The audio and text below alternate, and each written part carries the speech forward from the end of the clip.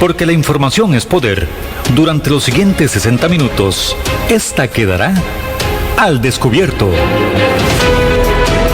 Con usted al descubierto. Muy buenos días a todos y a todas las personas que nos sintonizan día a día a través de su radio actual 107.1 del FM Estéreo. Recuerde que Radio Actual tiene cobertura en todo el nivel nacional, inclusive fuera de nuestras fronteras. Hoy estamos en Viernes de Perfiles al Descubierto. Ese es su programa de todos los viernes. Estaremos teniendo un invitado especial y conoceremos más a fondo la vida de ese invitado que de una u otra manera ha influido en la sociedad costarricense, de una u otra manera en la vida de todos nosotros. Juan Elgue, muy buenos días, fin de semana, espero que se encuentre muy bien. Gracias, Eric, gracias a todos ustedes que nos acompañan aquí en los 107.1 FM de su radio actual en su programa Al Descubierto, que transmitimos todos los días de lunes a viernes de 10 a 11 con cobertura en todo el territorio nacional. Saludos también aquí a nuestro amigo Otto Alberto en Controles. Y hoy tenemos invitado especial. Hoy nos acompaña don Gerardo Castain. Muchos lo conocemos, lo hemos visto dando declaraciones en televisión, en radio, haciendo análisis de la situación de seguridad de nuestro país, profesor universitario, exagente del organismo de investigación judicial. Don Gerardo, muchísimas gracias por venir a nuestro programa Al Descubierto y conversar un rato esta mañana. Claro, sí, no, estamos para servirles. Siento que cualquier cosa que se pueda aportar de forma ejemplarizante en esos momentos es importante, ¿verdad? Como estamos viviendo esta emergencia, cada uno de nosotros debe poner un granito de arena para que esto funcione de alguna manera, ¿verdad? Pero sí les agradezco más bien que me tomaran en cuenta. Gracias a usted, don Gerardo, por acompañarnos esta mañana. Les recordamos que tenemos el número de WhatsApp 8996-3096, 8996-3096, que es la línea de WhatsApp que tenemos habilitada para que usted mande sus mensajes de texto y aquí podemos leerlos en el transcurso del programa. Don Gerardo, bueno, qué interesante. Podemos empezar porque a mí siempre me ha llamado la atención. Yo recuerdo, siempre lo he visto ahí en televisión, bueno, ahora en clases, ahí en el CUC también tenemos la oportunidad de compartir. Don Gerardo, ¿cuándo nació la idea suya, persona, de ingresar a las fuerzas policiales? ¿O cuándo fue que le picó ese gusanito y usted dice, voy para las fuerzas de policía de este país?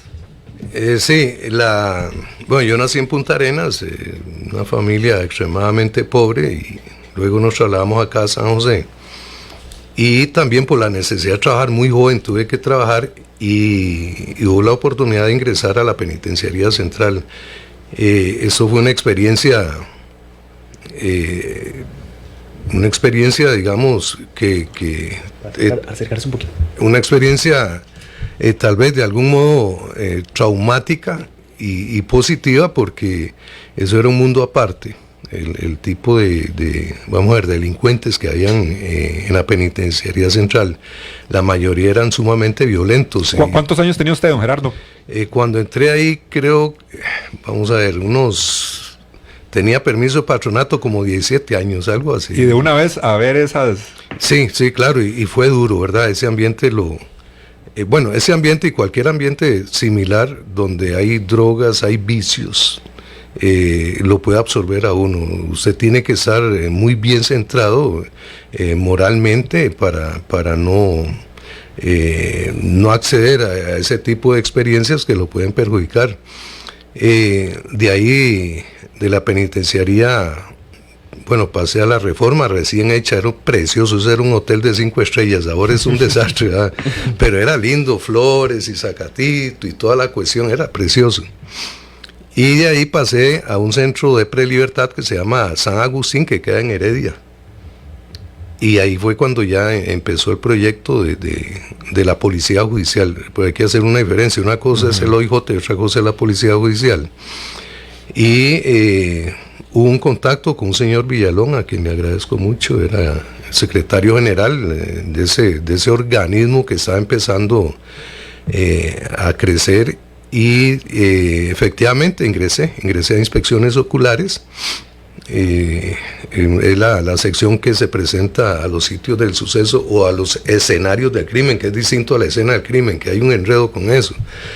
Es una experiencia linda policialmente. Considero que los investigadores deberían de ingresar primero ahí a inspecciones oculares para que se formen adecuadamente desde la perspectiva criminalística, que es otro enredo que hay.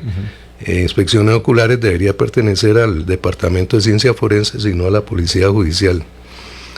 Bueno, la cuestión es que de ahí pasé a una sección de delitos varios y empezó ahí una experiencia. Un día, tal vez un martes, me llaman porque explotó un artefacto en Los Yoses y había destruido casi totalmente a una microbús de los Marines de los Estados Unidos. Y entonces el director me encargó de ese caso. Fue un caso que marcó también, nos marcó mucho. Es el caso de La Familia, un grupo terrorista. En los 80, ¿verdad? Estamos hablando de... Sí, claro. Y la experiencia era muy poca, pero hubo esfuerzo y se logró desarticular toda la organización, porque si no, quién sabe dónde estuviéramos. Pero sí fue un evento, más bien una experiencia bastante importante. Bueno, Fausto Rojas, que era el que estaba conmigo, un ex agente del OIJ excelente, uno de los más inteligentes que ha trabajado en el OIJ, ya de nuestra en la organización, pero en compañía de otros agentes se logró desarticular esto, y sí hubo una experiencia que nos marcó mucho. Luego de eso ocurrió un secuestro de un iraní, Kaveh Yadani. Es el secuestro más largo que ha ocurrido aquí en Costa Rica. También la dirección me llamó que me hiciera cargo del asunto. Ahí hubo un hecho bastante traumático también de un miembro de Sendero Luminoso. Nosotros no sabíamos eso, y si lo hubiéramos sabido tal vez nos desmayamos, pero a lo último el tipo se le hace un seguimiento, se convierte en una persecución y se dispara con una 45, se suicida delante de nosotros. Eso fue duro también. Entonces fueron experiencias que empezaron a marcar a la institución, al OIJ como organismo, y a la Policía Judicial. Luego de eso seguimos ahí. Yo estaba con caso del psicópata. Estaba con caso del psicópata, ahí que también hay mucha controversia, hay cosas, pero bueno, hay criminalística ahí que hay que observar con detalle para guiarse uno ahí con un sentido adecuado. Con ese caso del psicópata estábamos ahí trabajando. De hecho lo tenía yo solo, porque la oficina que hacen en Entre Ríos supuestamente era para el caso, pero no, había que atender estafas, robos, asaltos, violaciones. Entonces la gente no era suficiente. Y desde ahí tenía que manejarme yo en autobús o a pie o en taxi o lo que fuera. Ese caso, ahí se trabajó. La idea era que cuando me llamó el licenciado Guillén que me hiciera cargo del caso, era que no volvieran a matar ahí en la Unión, porque estaban matando gente, sobre todo en una finca que se llamaba Litaba. Y efectivamente se suspendieron los asesinatos.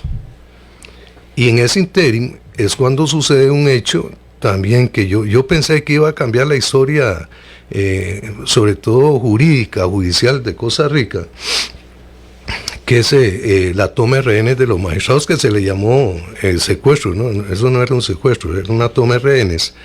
Y también me llaman de la dirección y yo me hago cargo de la negociación junto con otros equipos. La Unidad Especial de Intervención estaba ahí, la UEA, la PEA en ese tiempo. Y empieza a suceder ese evento que no sé, yo vi cosas que no funcionaban. Por ejemplo, don Luis Paulino Mora, que había quedado fuera de la toma de rehenes, él llegaba ahí a Seguridad Pública, donde yo tenía el teléfono para negociar, y el señor en la madrugada se estaba ahí y me decía: Gerardo, eso es terrible, esto tiene que cambiar, y hay esperanzas de que salgan vivos. Yo le decía: está haciendo todo lo necesario. No teníamos entrenamiento de negociación de rehenes. Eso le iba a preguntar si eso, ya había... No, absolutamente no. Había habíamos ido algunos a Nueva York, incluyendo a Alan Solano, que era pareja mía el que fue director de la PCD. Sí, cuando ingresó ahí al OIJ, y él estaba allá en la PCD. Así rápido, hay eventos también que marcan mucho ciertas situaciones, sobre todo a nivel o a nivel gerencial, porque cuando a mí me llaman, yo me siento, yo tenía el edificio enfrente donde tenían los magistrados, yo empiezo a negociar, y una situación de bonita, yo llegué y el director me dijo, ahí por ese teléfono se están comunicando los secuestradores, siéntese ahí, se hace cargo del asunto. Se convirtió usted en un negociador. Sí, pero yo no sabía, en realidad yo no sabía que tenían secuestrados a los magistrados, además nadie se imaginaba eso. Y eso fueron las primeras horas. Sí, empezando ahí. Entonces, si hubiera sabido, me desmayo y no negocio, porque como yo creía que era cualquier cuestión ahí. Dicen, el primer contacto es cuando me llaman con acento colombiano y me dicen que quieren hablar con el licenciado Guillén. Yo les digo que tienen que hablar conmigo, que soy Gerardo Castaín, y me dicen que no, que si no llega el licenciado Guillén, ocurre lo que ocurrió en Colombia. Yo sabía que había ocurrido en Colombia, ahí fue una situación un poquito difícil, porque yo les digo que qué pasó en Colombia, me dicen que si no leo los periódicos, le voy a decir, sí, pero sigamos hablando, identifíquese, y él me dice que no. Le digo, pero un seudónimo, Alfa, Bravo, Charlie, Delta, Eco, y me dice, bueno, Charlie, y ahí me di cuenta que no tenían estructura, que fue una situación que ayudó mucho, y ya después la evolución, de ahí me pasaron a Seguridad Pública, llegó Alan Solano, el CAS, que se vaya para allá, va a seguir negociando. Y ya llega un momento en que se detecta que eran los hermanos Fallas y otra gente ahí, y lo digo sinceramente, éramos muy buenos amigos. Incluso Guillermo era informante mío en el caso del psicópata. Ellos son de Tres Ríos también. Sí, claro, y muy buenos, son excelentes. Operativamente, yo diría que era de lo mejor que había en Costa Rica. Ahí no hay aquite, pero sí llegó un momento, ya cuando se identifican y hablamos, ya el asunto se permeó. Entonces, ya por ejemplo, yo le decía a Gilberto, póngame a Guillermo, y sí, si él quiere hablar con vos, y hablábamos, y yo creo que eso sirvió mucho, que nunca lo he comentado. Y mucha gente dice, es que eran novatos y eran cobardes. No, esa gente, o sea, Gilberto y Guillermo no eran cobardes, Guillermo murió, pero yo siento que esa afinidad casual que se dio ahí permitió que ellos tuvieran confianza y accedieran a muchas cosas. A raíz de ese caso, estuvo aquí el doctor Wyman Mullins, un psiquiatra de la Universidad de Texas, de San Marcos, y él ofreció unos cursos allá, se fue una gente. Yo sinceramente pensaba que cuando eso terminó, que a mí me iban a dar beca para Japón y para Estados Unidos y para Alemania, ya el año no me alcanzaba, al último no me dieron nada, sí. Porque había otro problema allá en Limón, de narcotráfico grave. Entonces el gobierno escogió los 30 mejores policías de Costa Rica, hizo un comando, y me pusieron de jefe con el coronel Pizarro Toro. Bueno, desgraciadamente está preso ahí por malos pasos, pero nos fuimos allá, y estando allá me di cuenta que era una gente para Texas. Digo, bueno, ahí aprendí que hay que hacer cosas muchas veces nosotros como policías sin esperar nada a cambio. O sea, es una satisfacción personal, y si es de beneficio para el país, bueno, hacerlo y quedarse tranquilo. Pero sí fue importante toda esa experiencia. A raíz de lo del doctor Wyman Mullins, tuve la oportunidad de formar la unidad de negociación de rehenes, que ahí está funcionando. Fue un proceso no tan duro. Don Gerardo, pero antes del secuestro de la corte también estuvo el de la Embajada de Nicaragua, si no me equivoco, ¿verdad? ¿Ahí tuviste alguna participación? ¿O quién negoció ahí? No, más bien es que el problema con la Embajada de Nicaragua es que era territorio nicaragüense, entonces para el OIJ era muy, muy difícil la situación, pero creo que alguien de seguridad pública tenía contacto con ellos. Pero el contacto grueso, fuerte, era a nivel diplomático con la gente de Nicaragua. Ellos tenían el poder de decisión. Inclusive pagaron. Sí, claro. Sí, Urbina se fue a República Dominicana. Y ahí murió, Loco, ¿verdad? Sí, Julio Loco aquí por la frontera.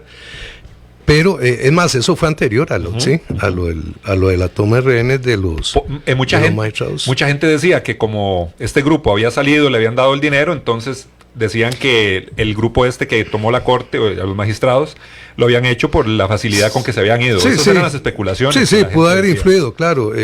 Hubo otras situaciones ya a nivel íntimo que no voy a mencionar, pero sí fue una cuestión que generalmente la toma de rehenes es de origen político. El secuestro es de origen predatorio. En este caso, en Costa Rica sucede lo inimaginable, y solo aquí yo creo que se ha dado una toma de rehenes mixta ahí. Sí, por delincuencia, digamos, de tipo predatorio. A raíz de eso, logró formar la unidad de negociadores con gente muy buena. Tal vez hubo un error ahí de que casi todos eran jefes, entonces la toma de decisiones era difícil. Es otra lección de manejo de personal. Y luego de eso, de que se hace la unidad de negociadores, ya existía la unidad especial de intervención y existía la PEA, que eran con los que nosotros trabajábamos situaciones de allanamiento. Pero empecé a pensar que era necesario que el OIJ, o la Policía Judicial específicamente, tuviera un grupo, una unidad táctica, para mayor inmediatez y que la coordinación, la supervisión y coordinación fuera directo ahí mismo. Pero ese proceso sí me costó más, o sea, hubo que hablar con magistrados, convencerlos, con otros jefes, con la misma dirección.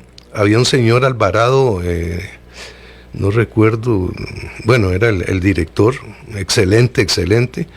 Entonces, en un momento dado, se hace un simulacro en Dulcenombre de Tres Ríos, y resulta que de negociación de rehenes. Entonces yo necesitaba gente que le diera protección a los negociadores, pero entonces llamo a la unidad Torres, al coronel Torres, me dice que esa no es función de la UEI. Llamo a Bacon, que ya sea aquí en Costa Rica, si oye, le mando saludos, y me dice que no, que tampoco es función de ellos. Yo necesitaba una unidad, pero no era cualquier unidad, tenían que estar entrenados. Entonces hice una reunión con el coronel Torres, con Bacon, los miembros de la unidad de negociación de rehenes, y ahí yo le dije al licenciado Alvarado, necesito hacer una unidad táctica. Y ahí me dice, bueno, así en esas condiciones, entonces proceda.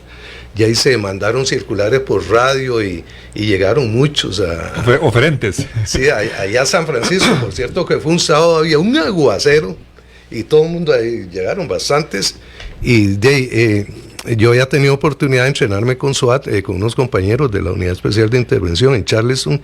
Entonces íbamos a aplicar las mismas pruebas de SWAT allá, pero nadie estaba preparado. Y entonces una era subir una cuerda de 6 metros sin nudos, y alguno la subió, pero se le olvidó que tenían que bajar, que es otra lección de vida. Y la fuerza también para bajar es casi que peor. Salía humo y olía carne quemada y carne asada y todo.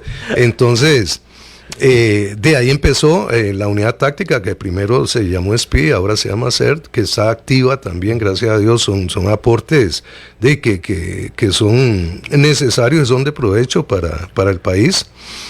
Y existe muy buena relación con las otras unidades. Nunca se pensó en que una quitara a la otra en ningún momento. No. Y ya de ahí seguimos. Logré impulsar también con una diputada, doña Gladys de Grecia, de la formación del Colegio de Criminólogos, que era importante. Allí había mucho criminólogo, mucha gente graduada, y se logró hacer el Colegio de Criminólogos. Bueno, ahí está también cobrando las mensualidades que hay que pagar. Pero todo esto son experiencias buenas, y que de alguna manera sí dan una enseñanza grandísima, ¿verdad? Y que de alguna manera también después las aporto ahí en el Colegio Universitario de Cartago en materia de enseñanza, ¿verdad? Eso es valioso.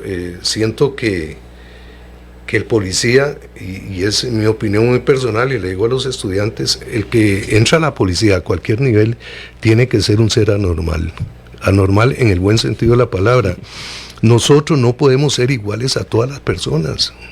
O sea, tenemos que cuidarnos de dónde nos metemos, si se toma licor, saber cómo se toma licor, dónde se toma licor, con quién se toma licor. Por ejemplo, hay una oficina en el OIJ.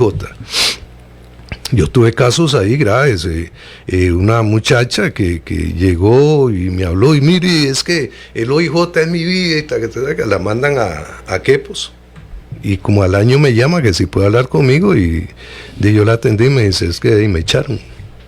Le digo, ¿y qué pasó?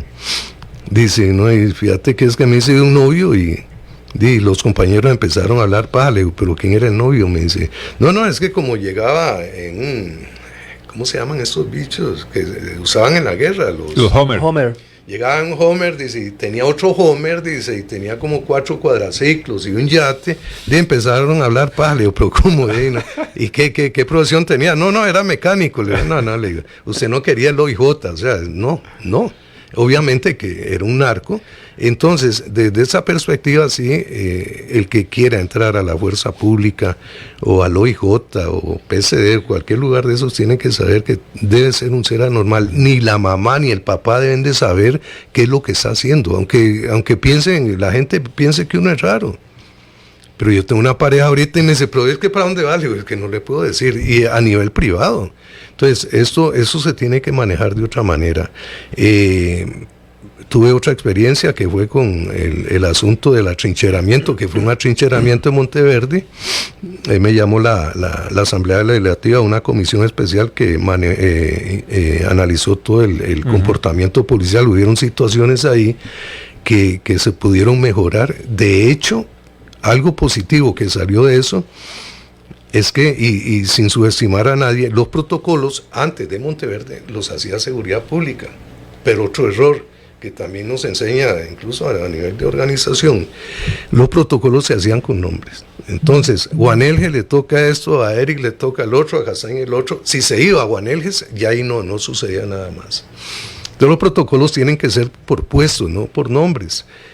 Y no le tocaba a Seguridad Pública hacer protocolos para situaciones de crisis a nivel nacional, sin que sean, digamos, tomadas por el gobierno. El protocolo lo tenía que hacer el Ministerio Público con el OIJ. Entonces ahí sí se mandó una nota, se hizo una solicitud y el Ministerio Público efectivamente hizo un reglamento, un protocolo para manejo de crisis que actualmente ya está, y hay mejor organización. O sea, no hay una lucha por una cosa y lucha por la otra. Cada uno sabe lo que tiene que hacer independientemente de los protocolos internos de cada unidad. Digamos, la UEI tiene su protocolo, la UEA tiene su protocolo, pero el protocolo de manejo general es del Ministerio Público y del OIJ. Entonces eso fue un aporte que salió de esa comisión, ¿verdad? Sí, y yo recuerdo el tema en la comisión, don Gerardo. Otras cosas a nivel ya más operativo que ayudó mucho fue el cambio de equipo también. Después de eso se implementaron más capacitaciones a nivel internacional con franceses, del equipo también del RED se trajo. Se capacitaron más a la Unidad Especial de Intervención, a la UEA, era UEA en ese momento, al CERT, era PEA, y al SPI, que en ese momento era SPI. También se hizo algo muy bueno que se dejó de hacer, que fueron los simulacros. Cada 3 meses creo que había un simulacro donde participaban todas las unidades especiales, junto con el Ministerio Público, jueces de los equipos de choque, y se ponía en práctica ese protocolo de atención de crisis. Nosotros incluso hacíamos prácticas allá en la unidad, y sí, participaban los compañeros de la unidad y la unidad de negociadores. Todos ahí no había hecho la unidad táctica, pero sí participaba la unidad de negociadores. Pero sí sirvió mucho esto de la asamblea, de la comisión especial, porque por ejemplo ocurrieron hechos donde la PEA se van en una avioneta y los dejan en una finca, creo que unos cañales lejísimos, tuvieron que recoger plata ellos para pagar un pick-up para que lo llevara allá a la zona de conflicto. O sea, no, eso no podía suceder. Yo cuando los entrevisté ahí en la comisión les decía, pero es que no puede ser posible. En algunos momentos se pensó en utilizar gas y no habían máscaras. Tal vez, no sé, pudo haber sido por la emergencia, por la salida, pero no habían máscara antigas, y usar gas y máscara antigas de un suicidio. Pero son eventos importantes y es lo que dice usted, Vanel, si de todo esto uno logra extraer enseñanza es lo más valioso. O sea, no ponerse a lamentar de que esto y que una unidad hizo y la otra, es tomar experiencia de eso. Por ejemplo, yo tuve oportunidad de hablar con el guarda, el joven, y yo le decía, porque los hurtados estuvieron casi media hora ahí parados enfrente, porque los vidrios eran polarizados, entonces los estaba viendo ahí. Es más, de hecho pasó un señor que nosotros pensábamos que era el chofer, porque pasa un señor y están los tres ahí con las fatigas y todo, y el señor le dice a uno de los hurtados, ¿qué están haciendo? Y le dice los hurtados, que somos del OIJ. Ese era el cuarto sospechoso. Vamos a hacer un simulacro. Bueno, sí, me voy a quedar aquí viendo. Y al rato no pasa nada, ¿a qué tiempo? Entonces, no, voy a hacer una vuelta y ahora vengo, y se fue. Espere, no hagan nada todavía. Y todo el mundo decía, ese es el chofer de los más. Sí, no, pero es una situación ahí. Pero yo le decía por ejemplo, al guarda ese, muy valiente, sin lugar a dudas, pero que si no había pensado en un momento dado, y vea qué difícil que es una decisión de esas, abrirle la puerta, decirle, si vienen a asaltar, pasen y se llevan la plata. Mucha gente critica eso, pero se hubiera evitado la muerte de muchas personas. Ahí hubieron casos tan graves como que un proyectil pasó por la dentadura de una señora y le arrancó los dientes y le encía y se está ahogando con eso, y otra gente, creo que la señora al último muere, pero se hubieran evitado las muertes. Claro, el muchacho del guarda me decía, Gerardo, pero si yo hago eso, dicen que yo estaba de parte de los delincuentes, y claro, es una situación que culturalmente, desde el punto de vista táctico, nosotros deberíamos de manejar distinto, pero sí, se aprende muchísimo, ¿verdad? Claro. Yo creo que lo mejor de todas esas experiencias, lógico que es, como dice don Gerardo, extraer todo lo positivo que se hizo, las cosas que se pueden mejorar, y estar preparados para una posible situación que ni Dios lo quiera, se puede presentar en cualquier momento. Don Gerardo, ¿qué le pasa a usted por la mente cuando la gente dice, es que en Costa Rica no pasa nada? O sea, aquí pasa de todo. Es que era lo que hablábamos, los niveles en que se mueve el ciudadano común y los niveles en que se mueve parte de la policía y los niveles en que se mueve otra parte de la policía que ya específicamente tienen funciones distintas. Son distintos, valga la redundancia. Ahora estaba hablando con un señor de los parquímetros de la municipalidad y paré a hablar con él. Y hablamos de la pandemia, el manejo que se le está dando a esto es delicado. Hay una frase que dice que la estadística hace la normalidad, un hecho de tanto repetirse se vuelve normal. Y nos está pasando eso. Ya como la pandemia tiene tiempo, se está haciendo normal. Y esa es una de las fallas más graves que vamos a tener, junto con la frontera de Nicaragua, que era lo que le hablaba al compañero Eric. Para la gente, mientras a ellos no les dé, por ejemplo, el virus no ataque esa enfermedad, de nada pasa, y en grupos, digamos, ya de 10 personas, deberían de utilizarse todas las recomendaciones sanitarias que está dando el ministerio. Y eso no se está haciendo a nivel táctico. Mientras usted no lo asalten, usted dice, no. Y no pasa nada. Pero cuando lo asaltaron, y la gente debería prepararse mentalmente en que sea una paranoia, pero sentir, por ejemplo, nosotros debemos de utilizar un tipo de paranoia táctica. Nosotros debemos de pensar de que nos pueden atacar en cualquier momento, y de hecho uno la desarrolla. Y yo ando por un lugar y dice, aquí sale un mae, allá me puedo proteger. Ese tronco a mí no me protege de un disparo, pero aquella aparece y anda uno en eso, sin que se vuelva psicótico. Pero sí es importante que la gente reconozca dos cosas. La vida no es la misma de antes. Ahora, con la pandemia. Y sin pandemia tampoco, la vida era la de antes. O sea, en una sociedad patriarcal donde todo el mundo se conocía, donde había mayor identificación de delincuentes, a una sociedad industrializada o moderna, donde se adquiere el anonimato, donde usted no sabe quién es, no conoce a la gente que anda por la avenida central, a veces no sabe ni quiénes son los vecinos. donde el narcotraficante tiene tanto dinero que puede vivir en los mejores barrios y puede tener los mejores carros.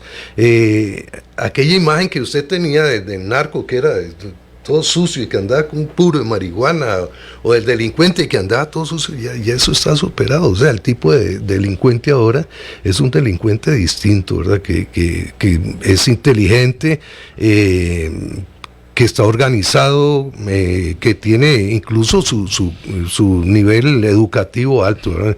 Ahí pueden haber médicos, abogados, policías, de todo. Entonces, la gente debe pensar que ya no es igual todo a lo de antes y cambiar su comportamiento también, ¿verdad? Un saludo para don Carlos Molina Flores, que nos hace su reporte de sintonía. Dice que cree conocer a don Gerardo. También menciona aquí en su mensaje: recuerdo algo que pasó en Guasimal de Punta Arenas, en que se mataron a 3 personas. Era un hombre muy calmado, era con los 2 muchachos que asesinaron a una familia entera en Barrio La Granja, también en Montes de Oca. Sí, eso es eran familiares de un señor de la inspección judicial, del Poder Judicial, sí. Un saludo también para La Macha, para don Jorge Alonso Ávila, para Jorge Rojas Sánchez, ahí está, dice un saludo para don Gerardo Castañ. Vanessa Alvarado también dice que saludos al profe, mi materia favorita era de criminalística. Gerardo Moreira también dice excelente el tema de hoy, un saludo para don Gerardo. También nos dicen muy buena pieza para que nos ayude con el país porque estamos muy mal. También a través del WhatsApp del Descubierto nos dice aquí don Julio: don Gerardo, ¿será que hace falta la policía militar, la antigua PM? Vean, eso, y es importante ese tema, en la policía debe haber disciplina. Por ejemplo, cuando uno pertenece a unidades tácticas, uno sabe lo que es la disciplina por necesidad de vida o muerte, lo que sea. Pero aquí en Costa Rica ocurrió una situación a nivel de policía, sobre todo, las dos, en Fuerza Pública y en el OIJ.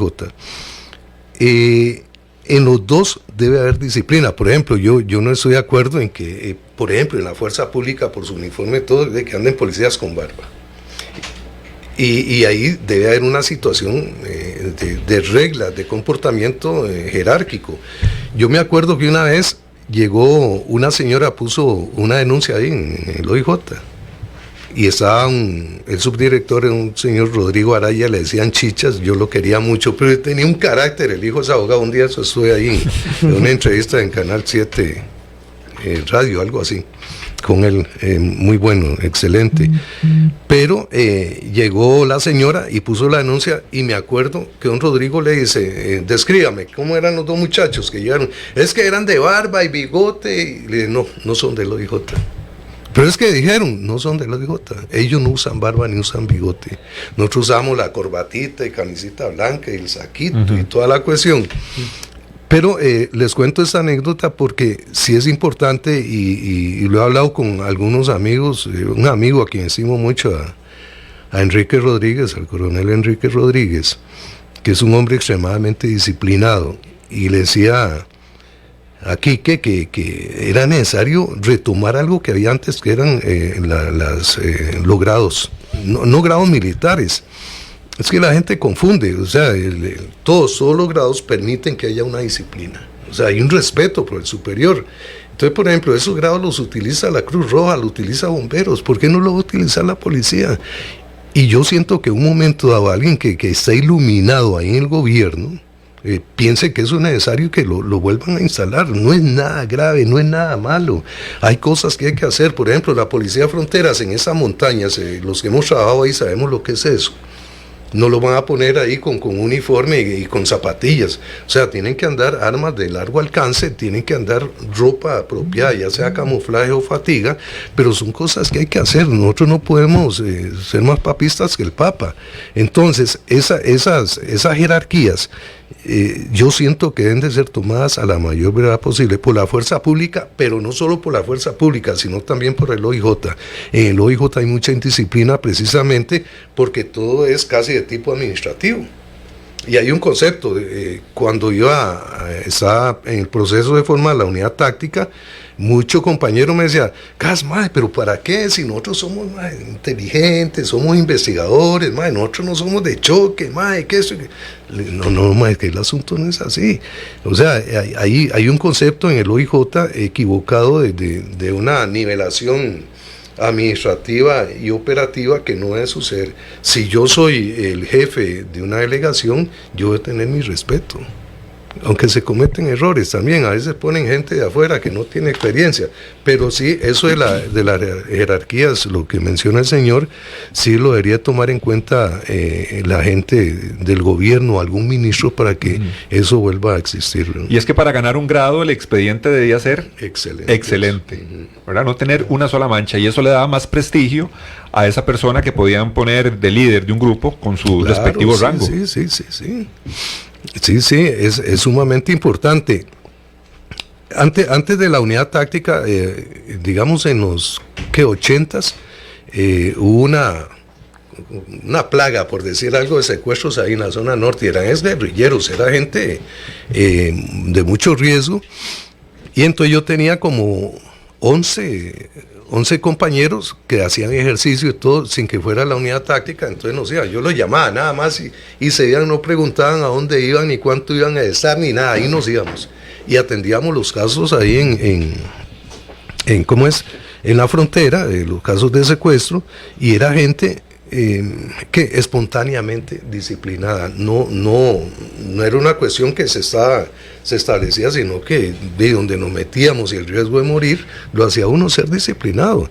Ese fue el antecedente incluso de la unidad táctica. Estaba un compañero, Omar, que fue profesor en Naulicori, creo que está en la OPO, excelente. Estaba otro compañero, Corte, apellido Corte, que fue después presidente de ese asunto de partes y todo eso ahí en el Poder Judicial, excelente, muy bueno, y Barbosa y otro grupo ahí, pero yo sí siento y estoy convencido de que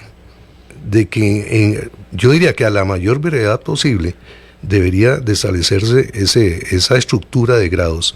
Se están teniendo experiencias duras, no se le está poniendo atención, hay corrupción en la fuerza pública, hay gente de la GAO, gente de otros grupos que están siendo penetrados por la corrupción, aparte de lo que existe en altas jerarquías del gobierno. Bueno, ahorita me esperan ahí para matarme, seguro, pero hay que evitar eso. La disciplina evita mucho la corrupción a nivel operativo, y sí, claro, sí hay que hacerlo en algún momento, ¿verdad? Claro, un saludo para Dorian Treminio, que nos manda saludos, también para Ibi Solano, que le manda un saludo a don Gerardo, excelente profesional. Vamos a ir a una pausa rápidamente y ya casi regresamos. Hoy estamos con don Gerardo Castain, toda una institución en el Poder Judicial y en el tema criminológico de nuestro país. Vamos a la pausa y ya casi regresamos. Así es la verdad y así es la información. Y aquí queda al descubierto. Al descubierto. En breve estamos de vuelta. Estos son nuestros convenios comerciales. Al descubierto. Centros de formación en criminología y seguridad. Somos líderes en capacitación en las áreas de criminología y seguridad, asesoría, consultoría, peritajes, armería e investigaciones privadas. Centros de formación en criminología y seguridad. Para mayor información, comuníquese al 2221-7725, 2221-7725 o al WhatsApp 8556-1719, 8556-1719. Búsquenos en Facebook como Centro de Formación en Criminología y Seguridad. Polígono 38 Especial, el más grande del país, cuenta con 5.000 metros cuadrados dedicados a la práctica y capacitación en materia de tiro deportivo y defensivo. Estamos autorizados por el Ministerio de Seguridad Pública y el Departamento de Control de Armas y Explosivos para realizar las evaluaciones teórico-prácticas para obtener permisos de portación de armas en un ambiente seguro y profesional. Portación de armas, cursos, capacitaciones, alquiler de salas o pistas para disparo bajo techo y al aire libre. Polígono 38 Especial, el más grande del país. Para mayor información comuníquese al 2245-7186, 2245-7186 o al WhatsApp 8449-5811, 8449-5811. Búsquenos en Facebook e Instagram como Polígono 38 Especial. Hay más temas que tocar en el espacio de hoy, para poder dejar la información al descubierto.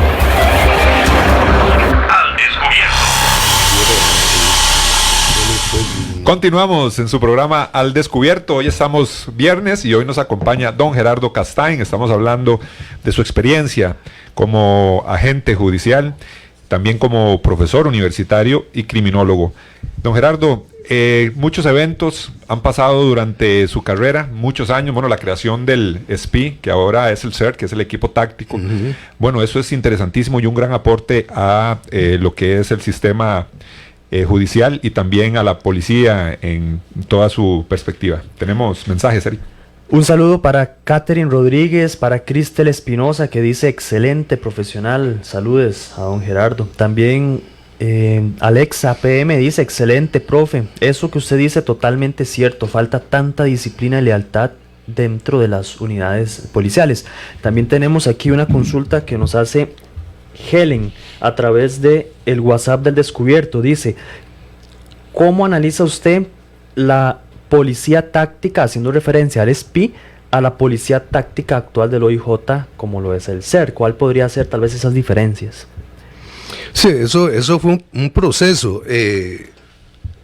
una situación ahí cuando se logra formar la unidad táctica. Ya yo tenía la responsabilidad del caso del psicópata y tenía una responsabilidad de una oficina.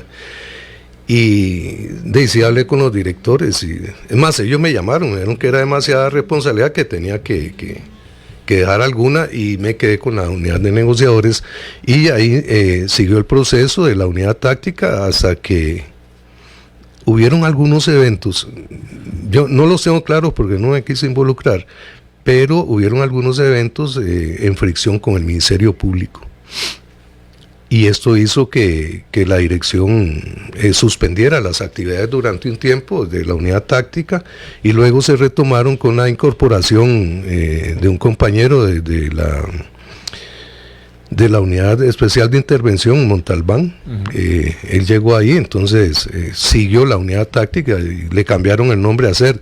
Pero yo siento que es como cuando nace un chiquito, ¿verdad? Que se dan procesos, se dan eventos, y de ahí va creciendo, La bronca de todo esto es el nacimiento, ¿verdad?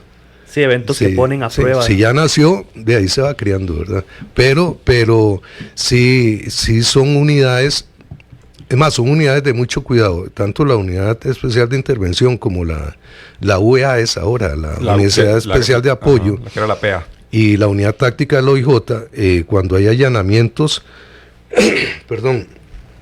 sí deben de haber procesos de purificación judicial, y fue un sistema que estuve hablando ahí con algunas personas, y es más, o tal vez en otro programa lo podamos hablar, lo voy a esbozar rápido. Por ejemplo, la cadena de custodia en operaciones de alto riesgo. Hay momentos, más o menos 5 minutos, en que la unidad táctica está sola ahí adentro.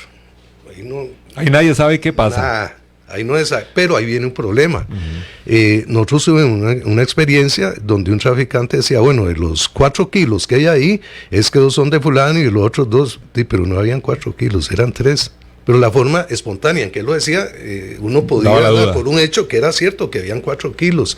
Pero eso generaba dudas, y podría generar también una situación irregular en la cadena de custodia, que es uno de los pilares en la acusación, ¿verdad? Si no, todo se viene abajo. Entonces, por ejemplo, de hecho lo hicimos en Limón en una operación, se llamó Operación Rasta también, que fue un evento donde estuvo el coronel Pizarro. Pero el equipo que va a ingresar debería ser purificado judicialmente. O sea, todo lo que van a llevar tiene que quedar en un acta, con todo lo que van a entrar. Desde antes. Antes. Eso es como cuando un agente va a comprar droga. Por ahí vamos. Que se debe guiar desde que sale, de que se le da la droga, y ahí va y hasta que viene. Entonces, preoperación, el equipo táctico que va a ingresar debe ser videado, sin dejar de supervisarlo en su movimiento posterior. Entonces, todo que van a llevar HK o M4, ¿no? todo con número de serie, van a llevar eso. Las fatigas van limpias, ingresan, hacen el trabajo. Y cuando salen, tienen que ser purificados otra vez. O sea, ningún abogado defensor puede argumentar absolutamente nada de contaminación. Inclusive que llevaran hasta cámaras móviles. Y que lleven las cámaras. Bueno, eso sí, ahí se ha implementado el tema de las cámaras. Pero aún así puede existir algo. Pero si ya hay actas anteriores y hay actas posteriores, o sea, no se puede poner en duda la actividad del equipo táctico, ni se va a poner en duda, más bien en riesgo, la acusación del caso, pues el fiscal va a tener la suficiente batería, por decirlo de alguna manera, para demostrarle al tribunal si el abogado defensor argumentara cualquier situación en la cadena de custodia de que efectivamente entraron, salieron y que no hubo ninguna otra posibilidad, incluyendo la gente que va a ingresar después, ya en la parte administrativa. Fiscal, o sea, juez. El fiscal, el juez, que tienen que quedar nombrados en las actas y que también deberían de ser purificados. Pero el asunto es delicado. Pero sí, es una cuestión que no sé, se debería de ir dando, ¿verdad? Hay que tomar en cuenta que las policías, perdón, las policías, cuando uno tiene la oportunidad de nacer y crecer con una policía como la policía judicial, que no es lo mismo de lo OIJ, ahorita lo hablamos, entonces uno se da cuenta de ese cambio, el cambio que se da también de una policía patriarcal donde todo el mundo se conoce a una policía moderna donde ya hay tanto agente que yo a veces llego a la oficina y yo no conozco un montón de gente, o otros sí, y en esa situación, pero sí permite alguna permeabilización, alguna vulnerabilidad que pueda afectar a la policía. En el caso de esto del organismo de investigación judicial, el organismo de investigación está compuesto principalmente por 3 departamentos, que son Departamento de Medicina Legal, que es donde está la patología, la morgue, Ciencias Forenses, y el Departamento de Investigaciones Criminales, que es donde está la Policía Judicial. Entonces, por ejemplo, un médico puede decir que trabaja con el OIJ, pero no es Policía Judicial. Un científico de laboratorios de ciencias forenses puede decir que trabaja con el OIJ, pero no es policía judicial. O sea, la policía judicial existe como tal. Incluso antes, al principio, cuando empezamos, nos nombraba la prensa como PTJ, Policía Técnica Judicial. Y ya después sí hablaron de que se nombrara mejor al organismo como todo un sistema integrado en donde está la ciencia y la medicina legal integrada con lo que es la investigación criminal, que es distinto también. O sea, una cosa es la criminología, que es esencialmente social y que se auxilia de las ciencias sociales y que es de estudio y que es valiosa. La criminología es valiosa en su campo. Pero otra cosa es la criminalística. Es totalmente distinto. La criminalística empieza a desarrollarse en el sitio del suceso o en el escenario del crimen y sigue desarrollándose o procesándose en los laboratorios de criminalística, de ciencias forenses. Y una vez que ahí salen dictámenes, que es el insumo que va a salir de ahí, lo van a tomar, por ejemplo, en el caso de homicidio, la pareja de homicidios, para tratar de relacionar eso en el campo por medio de entrevistas y por medio de investigaciones y de relaciones, que es la investigación criminal. Entonces tenemos criminalística, criminología, medicina legal e investigación criminal. Son cosas distintas. Con esto del escenario del crimen, tuvimos una videoconferencia con un agente de Honduras, don Cristian Castro, que está director académico, en ese tiempo estaba director de carrera, y tuvimos una videoconferencia y ellos hablaban de escenario del crimen, pero es que jurídicamente es un problema. Yo fui a una conferencia ahí en la Facultad de Derecho, estaba eso lleno y estaban don Luis Paulino Mora, el doctor Garzona, que es un excelente médico forense, estaba un doctor en leyes, y estaba el director de la Escuela de Biología Molecular, creo que era un hombre joven, Y ellos hablan de que el mayor adelanto que hay en investigación criminal, por ejemplo, es el ADN. Y está bien, pero vean, viene un problema. Y yo les decía ese día, con riesgo de morirme de la congoja, pero les decía que eso no era totalmente así. Si nosotros estamos aquí ahorita, digamos, Juan Elge se corta ahí deja sangre, ahí queda sangre, y Juan Elge se va y viene alguien aquí y nos mata a nosotros, va a venir inspecciones oculares aquí y va a tomar muestras de todo fluidos corporales, de huellas latentes, lo que sea, y va a tomar muestras de esa sangre que hay. Ya Juan Elge no está aquí, eso lo van a mandar al laboratorio, ahí van a establecer la identidad genética de la fuente que liberó esa sangre, sin saber que Juan Elge. En la investigación criminal, los investigadores se dan cuenta que Juan Elge estuvo aquí y lo llevan para que le hagan una prueba allá, y resulta que la identidad genética de la sangre de Juan Elge es igual a esa que está ahí. O sea, Juan Elge es el que liberó esa sangre. Y ahí viene un problema jurídico. Entonces los investigadores le van a decir a Juan Elge: ¿y usted estuvo ahí? ¿Qué pasó? Y Juan Elge: sí, yo estuve ahí, pero yo no estuve en la escena del crimen, yo estuve en el escenario. Claro. Conceptos totalmente son distintos. Es más, le puedo decir también, Eric hace una donación de médula ósea a Juan Elge, y Juan Elge va y se mete una torta y deja sangre o algo, o semen o algo, los marcadores genéticos que va a dejar Juan Elge son suyos. Y hubo un caso en Estados Unidos, ¿verdad? O sea, estamos hablando de cosas distintas, de escenario, con el ADN, el escenario y las escenas del crimen. Entonces, son conceptos que la gente se ha enfrascado en mantener, y no. Es cierto, en inglés suena bonito, es crime y todo eso, pero no, las cosas, digamos, desde el punto de vista jurídico, un abogado defensor maneja eso y lo deberían de manejar.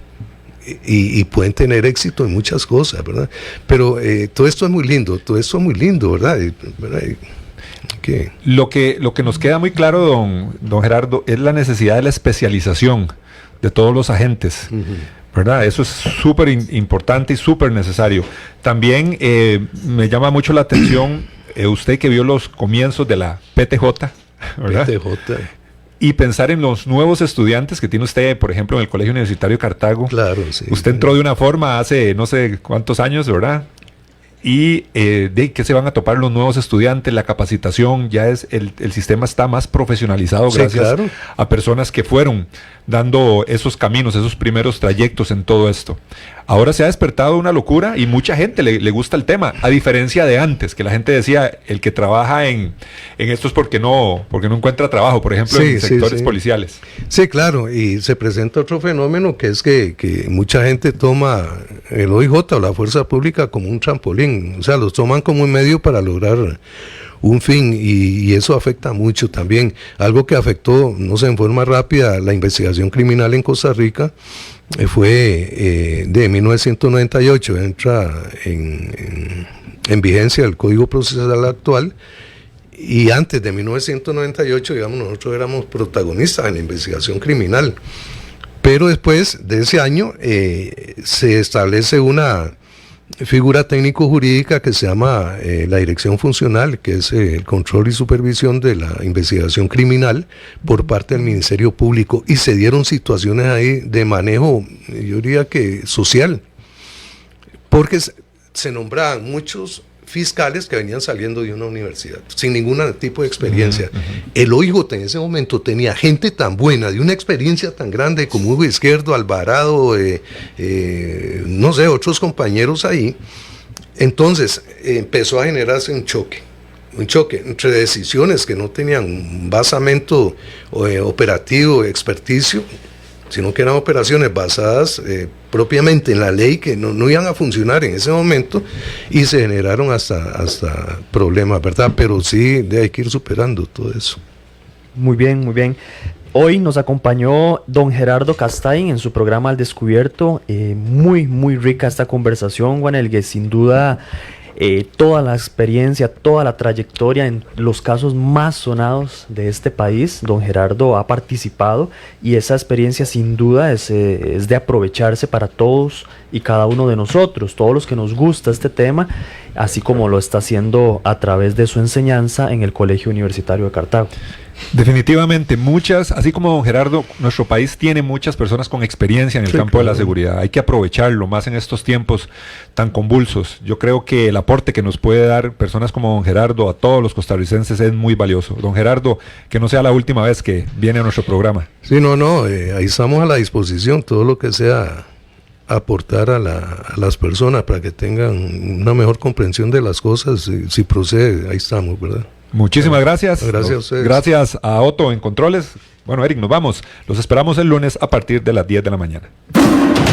Temas de actualidad, seguridad, salud, economía, ciencia